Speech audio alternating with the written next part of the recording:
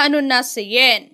Netizens, napansin ang sweetness sa isa't isa ni na Eat Bulaga host Paulo Contis at Ara San Agustin. Hindi napigilan ng fans ng Eat Bulaga ang pagpapadala kina Paulo Contis at Ara Agustin matapos silang makitang ilang beses na sweet na magkasama sa telebisyon.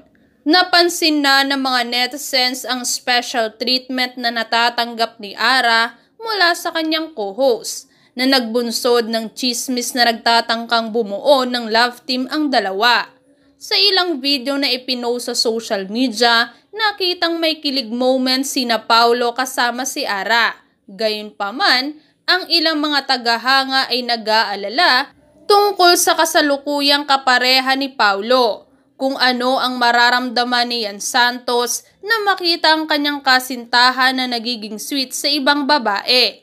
Naniniwala rin ang mga kritiko ni Paulo na may pinaplano ang aktor para kay Ara. Ayon nga sa ilang sources, sinusubukan ni Paulo na subukan kung posibleng magka-love team sila ni Ara. Pero hindi raw romantically na link si Ara kay Paulo at hindi pa raw siya interesadong makipag-date sa kanyang co-host. Inilarawan din umano ni Ara si Paulo bilang isang very caring na tao. Sa ngayon, wala pang pahayag si Ian Santos sa mga ginagawa ng kanyang boyfriend.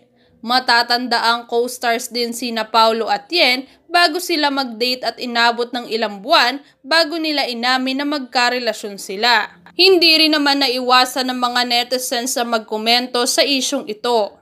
I don't want to judge. Sinabi niya na magbabago na siya.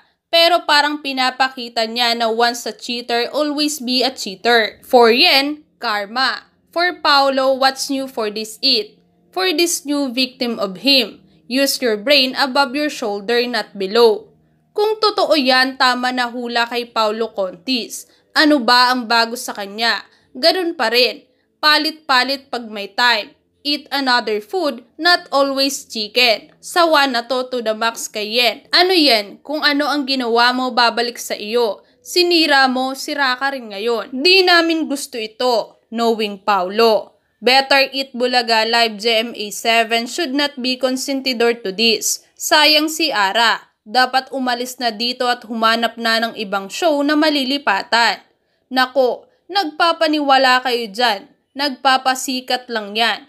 Peke para ma-issue. Tumaas ang ratings, wag nyo napansinin yan. The more magpaniwala kayo dyan, the more matutuwa ang mga demonyo.